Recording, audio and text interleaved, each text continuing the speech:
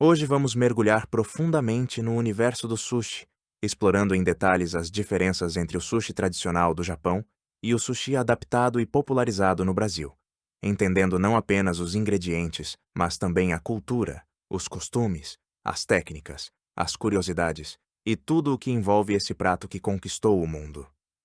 Para começar, é importante entender que o sushi no Japão não é apenas comida, é uma forma de arte, uma tradição refinada que carrega séculos de história, disciplina e respeito pelos ingredientes. Já no Brasil, o sushi passou por uma transformação significativa, incorporando sabores locais, criatividade e adaptações que o tornaram mais acessível e até mesmo mais ousado. No Japão, o sushi é, acima de tudo, minimalista. A ideia central é valorizar o sabor natural do peixe e do arroz, sem mascarar com muitos ingredientes. O arroz, conhecido como chari, é preparado com extremo cuidado, temperado com vinagre, açúcar e sal, na medida exata, e a textura deve ser perfeita, nem muito mole, nem muito duro. O peixe, sempre fresco e de altíssima qualidade, é o protagonista. Entre os peixes mais utilizados, crus no Japão estão o maguro, atum, chutoro e otoro, partes mais gordurosas do atum. Sake, salmão, embora menos tradicional historicamente. Hamachi, o yellowtail. Buri, tai, pargo. Hirame, linguado. Ika, lula. Taco, polvo. Saba, cavala. Adi, carapau. Unagi, enguia grelhada. Anago, enguia de água salgada. Ebi, camarão. Amaebi, camarão doce. Otate, vieira. Uni, ouriço do mar. E ikura, ovas de salmão. Cada um desses ingredientes possui um corte específico, uma técnica de preparo e uma forma ideal de ser servido. Já no Brasil, embora muitos desses peixes também sejam utilizados, há uma forte presença do salmão, que acabou se tornando o peixe mais popular nos restaurantes japoneses brasileiros. Além disso, surgem adaptações com peixe branco genérico, tilápia, atum em versões menos nobres, camarão empanado, cane, imitação de caranguejo, e até ingredientes que não existem na tradição japonesa, como cream cheese, manga, morango e até goiabada em versões mais ousadas. Essa liberdade criativa é uma das maiores diferenças entre os dois países. Quando falamos de tipos de sushi, no Japão encontramos principalmente o nigiri, que é uma pequena porção de arroz moldado à mão com uma fatia de peixe por cima. O sashimi, que são fatias de peixe cru, servidas sem arroz. O maki, que são rolos de arroz e peixe envoltos em alga nori. O temaki, que é o cone de alga recheado. O uramaki, que é o sushi invertido com o arroz por fora. E o gunkan, que é um tipo de sushi envolto em alga para conter ingredientes mais delicados como ovas e uni. No Brasil, além desses, surgiram variações como hot roll, sushi empanado e frito, sushi com cream cheese, sushi com frutas e combinações que misturam doce e salgado, algo praticamente inexistente na tradição japonesa. Outra diferença importante está na forma de comer. No Japão, comer sushi é quase um ritual. Tradicionalmente, o nigiri deve ser comido com as mãos ou com hashi, mergulhando levemente o lado do peixe no shoyu, nunca o arroz, para evitar que ele desmanche.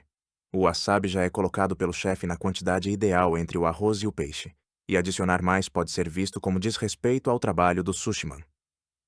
O gengibre, ou gari, não é para ser colocado sobre o sushi, mas sim para limpar o paladar entre uma peça e outra. Além disso, é comum comer cada peça de uma só vez, sem morder ao meio. No Brasil, essas regras são muito mais flexíveis. É comum ver pessoas misturando grandes quantidades de wasabi no shoyu, mergulhando o sushi inteiro no molho, adicionando gengibre por cima e até desmontando as peças. Não há certo ou errado no contexto brasileiro, mas isso mostra como a experiência foi adaptada para um estilo mais casual e menos formal. Uma curiosidade interessante é que o sushi, como conhecemos hoje, não surgiu originalmente como um prato refinado. Ele evoluiu de uma técnica antiga de conservação de peixe com arroz fermentado, chamada narezushi. Com o tempo, especialmente no período Edo no Japão, o sushi passou a ser preparado de forma mais rápida, surgindo o nigiri, que se popularizou como comida de rua. Hoje, no entanto, ele é considerado alta gastronomia. Outra diferença marcante é o tempo de treinamento dos chefes. No Japão, um sushiman pode levar anos, às vezes mais de uma década, para dominar todas as técnicas, começando por tarefas simples como preparar arroz e limpar utensílios antes de sequer tocar no peixe. No Brasil, embora existam chefes altamente qualificados, a formação costuma ser mais rápida e menos rígida. Também vale mencionar a importância da sazonalidade no Japão.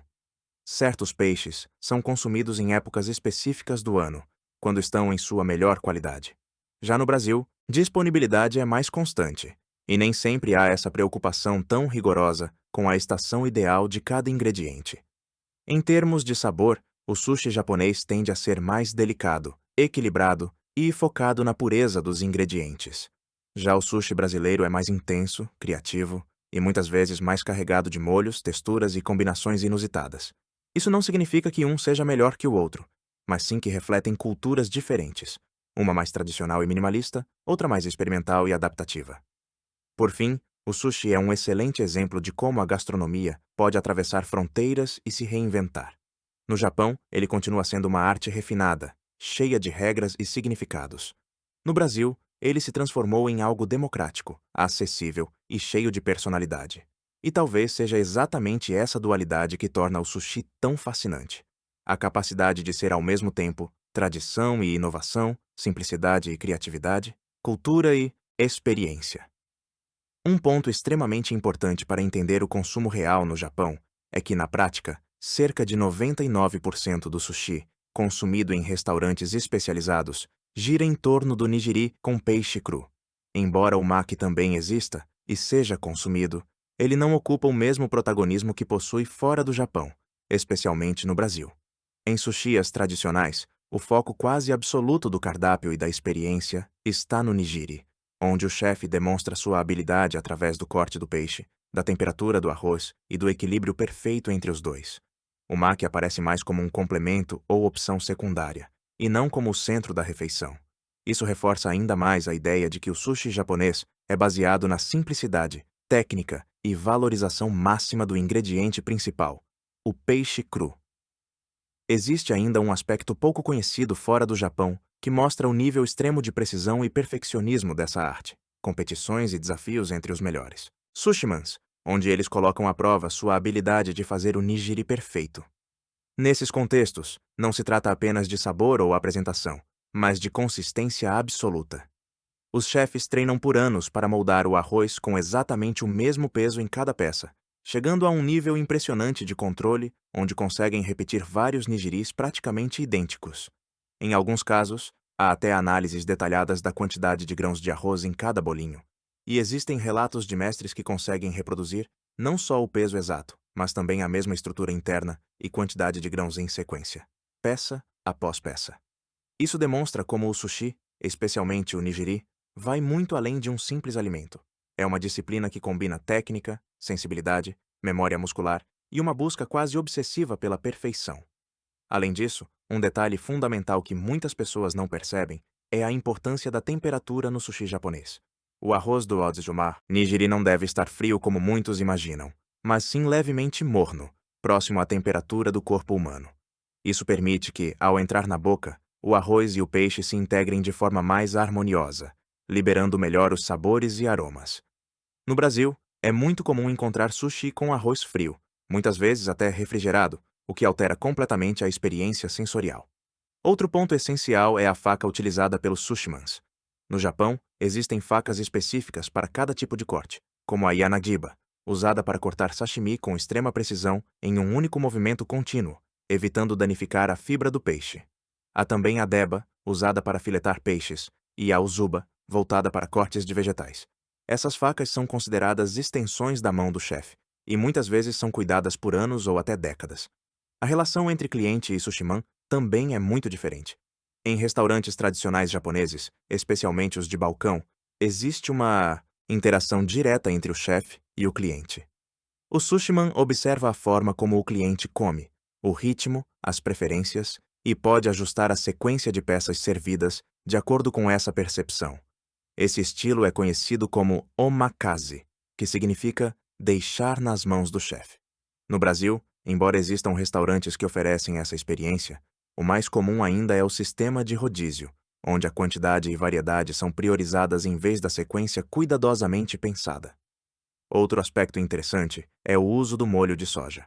No Japão, muitas casas utilizam um molho próprio, às vezes envelhecido ou combinado com outros ingredientes, aplicado diretamente pelo chefe no sushi antes de servir. Isso elimina a necessidade de o cliente mergulhar a peça no shoyu.